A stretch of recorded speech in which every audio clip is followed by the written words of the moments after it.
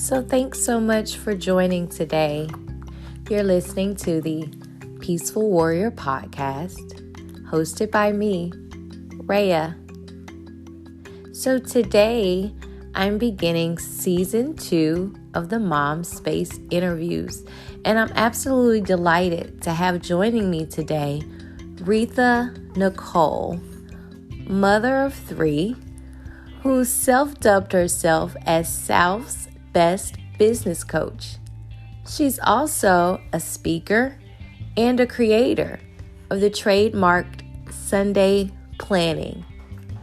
I'm so glad that you'll get to hear some tips from Retha about starting some positive habits that can have a wonderful impact on your child rearing. So stick around. We'll get started soon.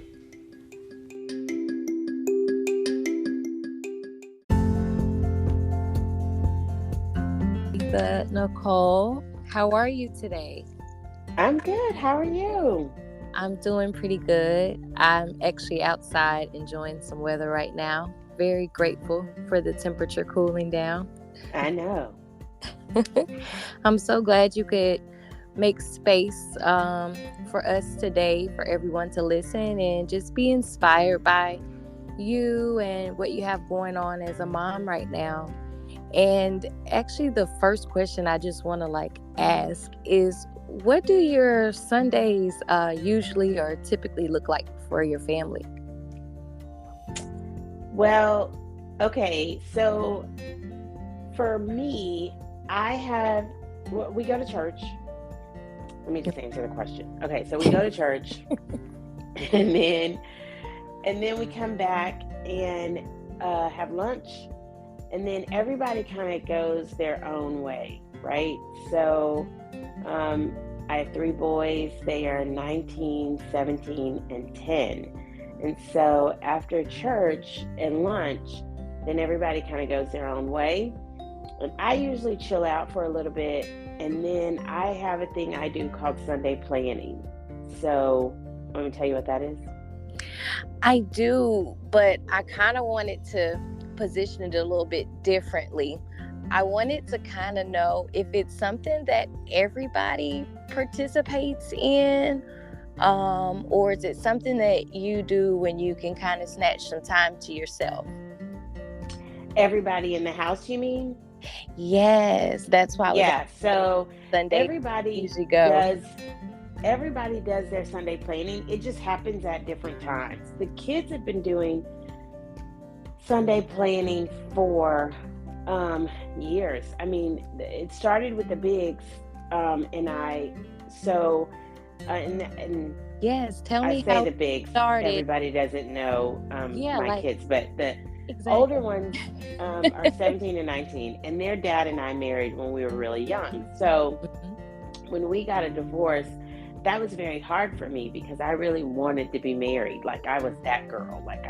Marriage was everything. I wanted it to be everything. And so for it to not work, now, hindsight, we ain't try, but for it to not work was devastating, and so, when you're young, it is devastating. And when you're older, you're like, well, you ain't do nothing to make it work. So, I mean, but not even young. Sometimes when you're in it, when you're just in it, it's, how they say you can connect the dots looking back, but not going forward. But please tell me more. So, so that was really devastating for me. And I just was depressed about it in a deep way and thought, I got to figure out how to get out of this. And so it's when Sunday planning came. Now, this long ago, the bigs were 3 and 5. So this long ago, I didn't call it Sunday planning. It wasn't trademarked. It wasn't a thing. But they weren't called the bigs then either. No, because they were just the only. Boys. They were just the boys. So it just happened on Sunday. I would say, okay, here are the most important things I need to do to prepare for the week. And over time and over the years, I started doing them every Sunday. Well, as they grew up, being a single mom, I have always thought, we're in this together. Like, that's how I felt about the boys and I, is we're in this together. So we're in this together means help me, help us, So what I started out doing was I planned our outfits. So I picked out what we were going to wear on Sunday, all for Monday through Friday, right? Because they got to go to school and I have to go to work. And so that was one less thing we'd have to do in the morning. And it was just really helpful because on Sunday, if Wednesday is purple shirt day, that's better for me to know than, Wednesday morning. Wednesday morning. So that's why we started, I started doing outfits. And then I also did their lunches. So all the dry ingredients. That way we only had to make a sandwich the night before. So I did all dry ingredients and labeled it on Sunday. And then I would do a menu and, nothing fancy, just meat, side, veggie, and write it down. And I stuck it on the fridge because, again, single mom, your budget changes, and grocery shopping from a menu list is much better than going in the store and grocery shopping out of emotion. And remember, I was depressed. You were emotional. So, yeah. So that's not buying any food that matches when you're depressed. Haagen-Dazs, and it's like, no, I need vegetables for the kids. Yes. And so I did that. And then it also helps too, because when you're racing out of the door in the morning, to look in that refrigerator and say, oh, I got to take the pork chops out, or I got to take ground beef out, right? Because who loves to get home with 2 kids at 4 o'clock or 5 or 6 and a brick of meat waiting for you? Nothing is out for you to eat, Oh, goodness. So that's how Sunday planning started. And I also would look at the schedule, because the other thing is, again, I was a newly single mom, and so you may need help. And so asking somebody on Sunday, can you help me on Thursday, is better than Thursday morning or Thursday afternoon in a panic. And so it's really, really about preparing. And so over the years, I think the oldest got it first because he just is very particular about how he dresses, and so I just started with them. I did 5 things and they did 3. I just said, pick out what you're going to wear, let's lay it in a special place in your room, in your closet, and that way you get up and you put that on. And you guys now are old enough to make your dry ingredients on Sunday, and then make your lunch, make your sandwich the night before. And then as they continued to get older, it was more school related, and you're looking at your calendar to see, do you have practice? Did you tell mom? Do you have to study for a test? Did you study when, And so just real quick though, before you move along, because it is valuable, this setup that you're creating, and you're empowering them as well. Did you have like handout sheets or no? A bit how did you do the reminder time? Was it just in your brain as a mom? You just kind of knew the rundown to go over with them? I just wrote it out every Sunday. I just wrote it on a notepad or sticky. Every Sunday I would just write what my 5 things were, and then I would just say to them, hey, I'm doing mine, when are you going to do yours? And because I was always doing it, that's how I did it. I just said, hey, I'm doing my Sunday planning, when are you going to do yours? I've said that over and over. I still say it every Sunday. They're 19, 17, and 10, and I still say it, and they still do it. And it's evolved for them just like it's evolved for me, but we do it every What does Sunday. It look like today then? I know you said everybody does theirs at different times. Do the bigs help the little? Because like you said, 19, 17, and 10, there's that gap. Do the bigs help the little with his, or is that something that you do with the younger one? He's 10, and he's been doing it by himself for 3 years, so no one helps him. Wow, go Braden. That's impressive. A 10-year-old. No one helps him. And it's because of another thing that, like, I tell moms is on their birthday, and you can decide when you want to talk about this, but on their birthday, I gift them a responsibility. right? That's a thing that I do. Thanks. I love it. And so it's not like, it's not like that. Like at their party, I'm like, guess what? You're now doing trash, right? Box But it up. it is Sunday planner. Okay, gotcha. But it's like then, almost like they feel like this is your extra year. This is what comes with the new year. Yeah, because you know what we don't like, because we've all been a child before. So what we don't like is learning a new responsibility or a new task out of haste, because we've driven our parents crazy, getting fussed at, and now this is your thing, or learning it because now a sibling who used to do it is leaving. And so hand-me-down responsibility. Yeah. You want them to feel like this is yours, this is a gem, this is going to be great for your life moving forward, and it starts today. I like that. I think like so. It really helps because it allows you to do exactly what you just said. This is going to help you, right, throughout your life. And it allows you to really explain it and tell them why, if they are inquisitive children who are curious about, why am I learning this now, or why do I have to do this, and just that way. So this is going to be usable for. I love that question from my son when he wants to know. I mean, I learned this at school today. What am I really going to use this for? Yeah. So I feel like with the Sunday planning, you're giving them things that you actually can say, this is what it's going to be useful for, and this is going to validate you in years to come. But I do want to know, is this something that stops at 18? I mean, you do have a 19-year-old. Does he just love it so much that, he wants to continue it into his life, and he see how it benefits so much? Or are you kind of saying like, hey, once you turn 18, it's optional. If you guys don't want to do it, you don't have to do it anymore? It's unspoken. One, I don't say it. Okay, it's understood.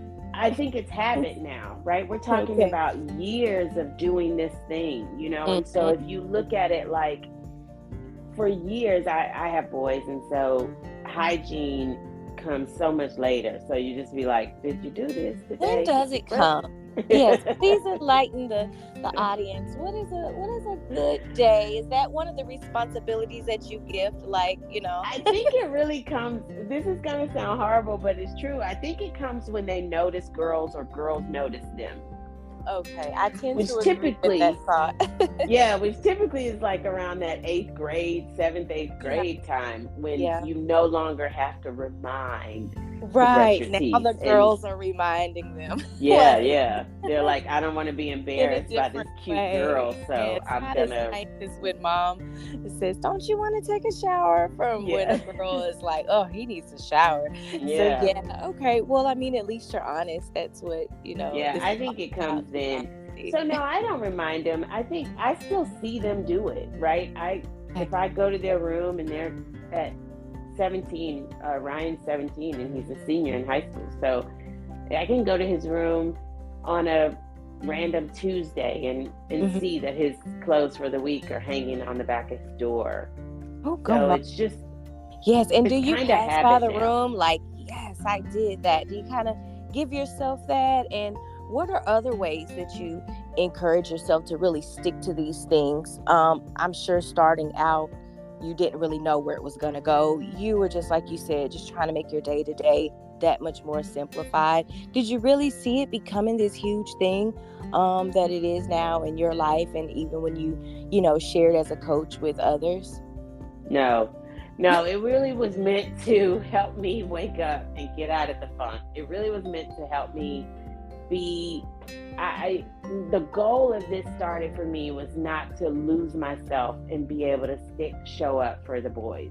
Do you think that routine really helps, like with emotions like depression or even anxiety? Do you feel like those feelings that we can get into that take us on like the outskirts of emotions to like the furthest lane, do you feel like a routine kind of reels us back in, kind of helps us feel a little bit more grounded, and we kind of are able to set expectations for ourselves and our children? Do you feel like it does that?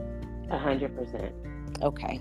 100%, because it's not every routine, but there are some routines that you could do to really help balance you out more, to help you start off right. I think everyone should have a good morning routine. I think it just starts your day off right. And my morning routine may not look like the next person's, but we both feel like our morning started off right. You know what I mean? So I think it doesn't, it just, whatever helps you. But I teach about routine often because I totally think it helps you. Do you find that when you're working with moms in particular, that is a struggle for them, is the routine element? Or do you find that more people are doing it than we would really realize? No, I think because I teach it so much and because I get the question a lot in my DMs and in emails, that I think not enough people are doing it. And I think it's because we look at everything so permanent, right? Does it feel scary when we think of things permanent? Do you think that? I think that, yes and no, right? I think that when you look at routine and you wonder, why didn't mine stick? Or why don't I have one? Or that worked so well for Retha, why won't it work for me? And I will say it's probably because I am under the understanding that this routine right here will change. And I'm okay with that. So when you say, do you think that more people have it? No, because more people are afraid of change than they are of routine, but they don't see that. And they don't see how the change is connected to routine, or the fact that both. You can have a routine and you can have a routine that changes, and that's okay. Which do you think is more scary then as a mom? Like, oh my gosh, I don't have a routine? Or is it, oh my gosh, I'm going to be stuck in this routine for the rest of my life? And what if I get in a rut and I can't get out of it? I look up, 20 years have passed, I'm doing the same old thing. Like, what types of emotions are moms having towards it? I think we're so afraid that this is the mundaneness of it, is the scary part. And so we fight it. We fight routine because it feels so mundane. But what you will find is that routine is just a portion of your life. You live a very full life. It's very whole, and it has a lot of different moving parts. And so a morning routine or an evening routine is not the whole day for you. And that's a little less intimidating, I think, as well, is if you could just get one small portion of your day that is a routine, then you're kind of compromising a little bit. Kind of how they say, I'll add a salad, swap out a meat item for a salad during the week is like way less intimidating than, I'm going to become a pescatarian and then a vegetarian. It's a little bit more realistic. And then maybe if you find that you like that, as a mom, and it's working and the kids are agreeing to it. I want to know, speaking of kids agreeing to it, you have a graduate. What does that feel like saying? Like, my son's a graduate. How does that feel to say? It's new. It's new, and I think it doesn't feel like anything yet. That probably sounds horrible, but here's why. The bigs are so close together.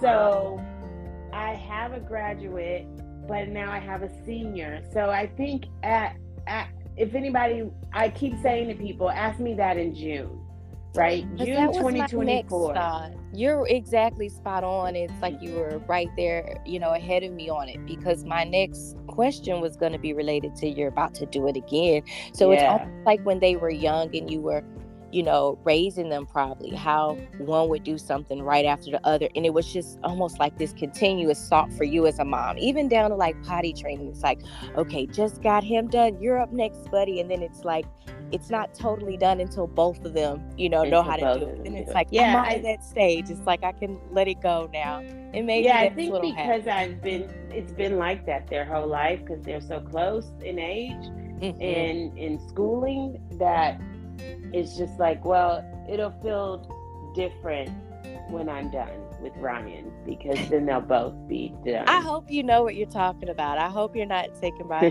surprise. Because you I sound think like so. you're pretty much expecting it to go, that way. How much do you share in your children's moments of, I want to say the word finality, but I don't want it to sound like crucial, but it is an ending point for their life, and it's like your responsibility to help them transition like into the next. And so how much a part of that do you want to be? How hands-on do you want to say, okay, this is your next step, or even asking them about what their next steps are? I think I try to think, what would they say? I think they would say that I'm pretty hands-on, because just in general, I like to ask questions. And so I think when you ask better questions, you get better results and answers, and you feel better about where you're headed, where you're going. And so I ask them a lot of questions, very specific. And so I'm in the front of it. Yeah, I'm in the beginning of it because I'm asking the questions, and then that helps them to process and go forward better, I think. And I think that's what they would say. I think they would say, well, she's pretty in it because she's asking questions. When they listen to it, I think they're going to say, well, it's a bit of an understatement, but it's definitely honest and straightforward. And I think it is what it is too. I mean, and I think that they appreciate it. Honestly, I think that they want you to be involved, appreciate the level of involvement. And again, it's just a grounding, for them. Something that is constant is, I can talk with mom about this. I can ask mom about this because she sure is going to ask me about it. How do the questions... because go ahead. Once before I heard this lady was speaking at a conference I went to, and she said, the best thing you can do for your kids when they are talking to you is to be the face of Google. And I was like, what does that mean? And so she said, that means that you can type a question in Google and it's just going to spit out an answer. Google has no emotion. It doesn't side-eye, doesn't roll its eyes. And so she said, as you're parenting, this is when the bigs were preteens. She said, try to be that face, because you can always come back and reevaluate and re-ask them questions. Clarify. That's so true. And I was going to ask that too. That. So when they're bringing the questions back your way, wow, it's like you're really reading my mind here. My question was going to be that, like, how do you feel when the questions are coming back your way? Do you get so used to being in the space of, being the one to ask the questions, being the curious one, the inquisitive one? How does it feel when it's, back on you and they're asking you questions? So sounds like you're Google. Yeah, I really am. And if I know, like, if it's something really hard, or I can tell by their body language it's going to be intense, I will get up and walk, so that they can't see my face. Because sometimes we can't hold that emotion, that facial expression. So I'll get up and walk, and I'll say, I'm listening. I'm just going to go to the kitchen, and they're behind me so they can't see my face. Or I'm listening. I'm just going to get a hair tie or something random. But I do. I listen. I'm not afraid of the questions. I listen anyway. I'm not afraid of the questions. I have a thing that I say. It's on the wall in my office. I have a journal out of my stationery line that says it. And I say this a lot, and it came from me raising boys, which is it the walk me through that? Walk me through that. I was waiting for the best opportunity to flip that on you and be like, walk me through that. But it's like you've walked me through everything you've said. So I'm like, she's got this walking thing down pat. So I love it, though. I really do. And I definitely would love to have you back on for the Peaceful Warrior podcast to dive maybe a little bit more into your coaching and how you're changing lives with that and your Trademark Sunday planning. But I do have to go ahead and wrap us up now. We have to respect the mommy time. Yes. I do want to ask you before you go, what does ask and ye shall receive mean for you or to you? Ask and ye shall receive. When I hear that, I think the first thing I think is, oh wait, am I open? Am I open to receive? because I Yes. just asked for something. So am I Yes. open? So it's always a heart check for me Okay. when I hear that. Is I just think, let me check my heart and see, am I ready to receive what I'm asking for or what Yeah. someone is asking me for? So it's a gut check for me.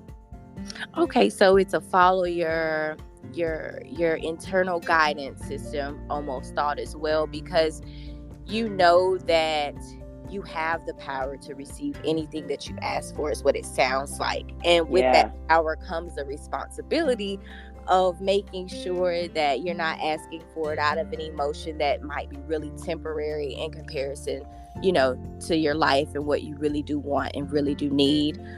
So I think it's a very responsible thing of you to do that. And so once you check that gut and it's all systems go, then you just say, give it to me. My arms are wide open. I My know I'm arms gonna are get it. wide open. Oh, I absolutely love that. Well, keep your arms wide open for your babies, and you guys enjoy the rest of your day together. And I hope you have a fabulous weekend and a wonderful Sunday planning.